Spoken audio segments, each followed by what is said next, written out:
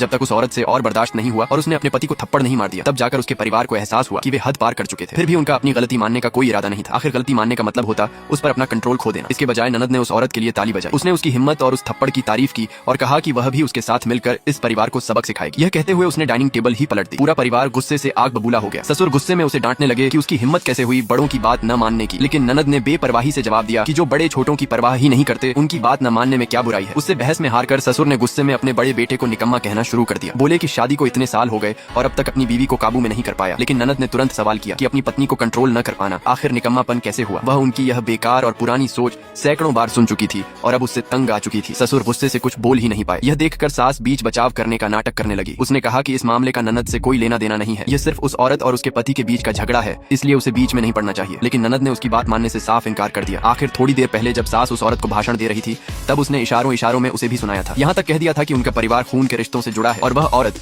जो बाहरी है उसे उनके नियम मानने होंगे। ननद भी तो खून के रिश्ते से नहीं जुड़ी थी, इसलिए उसने तय कर लिया कि वह जरूर बीच में पड़ेगी। सास के पास कोई जवाब नहीं बचा। पति की छोटी बहन अपनी माँ का बचाव करने आगे आई, लेकिन वह ननद को भड़काने की हिम्मत नहीं कर पाई, इसलिए उसने सारी गलती उस औरत पर डाल दी कि उसी की वजह से सबका मूड खराब हुआ है। लेकिन अब ननद का साथ मिलने के बाद वह औरत चुप रहने वाली नहीं थी। उसने गुस्से में एक छोटा स्टूल उठाकर छोटी बहन की तरफ लात मार दी। फिर गुस्से में पूछा कि आखिर उसकी गलती क्या थी। एक नई बहू के तौर पर पहली बार ससुराल आने पर उसे पूरे दिन रसोई में काम करने पर मजबूर किया गया। पूरे परिवार के लिए अकेले खाना बनाया, फिर भी उसे खाने की टेबल पर बैठने तक की जगह नहीं मिली। ऊपर से हर डिश में कमी निकालकर उसे बार बार दोबारा बनवाया गया। अगर उससे कोई गलती हुई थी तो बस यही कि उसने टेबल पहले क्यों नहीं पलटी। लेकिन छोटी बहन बेशर्मी से बोली कि ये सब तो उसकी जिम्मेदारियां थी। उसके सास ससुर ने पूरी जिंदगी मेहनत की है, इसीलिए उसकी सेवा करना उसका फर्ज है। ये सुनकर वह औरत गुस्से में हंस पड़ी और बोली कि उसके अपने माँ बाप ने भी उसे पाल पोस कर बड़ा किया है, तो फिर छोटी बहन जाकर उनकी सेवा करे। उसके सास ससुर ने न कभी उसकी परवाह की और न ही उसे एक पैसा दिया, तो वह उनकी सेवा क्यों करे। लेकिन छोटी बहन ने उसे बहाने बनाने के लिए डांटना शुरू कर दिया। यहाँ तक कि उसका पति भी उसे समझाने लगा। उसने कहा कि वह मानता है कि उसके माँ बाप और बहन गलत थे और उनकी तरफ से माफी भी मांगेगा। वह उस थप्पड़ की बात दिल पर नहीं लेगा, लेकिन क्या उसकी भी कोई गलती नहीं थी। उसने कहा कि पहले वह ऐसी नहीं थी, अब वह भी ननद की तरह पागल हो गई है। तभी उस औरत को आखिर समझ आया कि उसका पति बार बार उसे ननद से दूर रहने के लिए क्यों कहता था। वह इसीलिए नहीं कि उसे डर था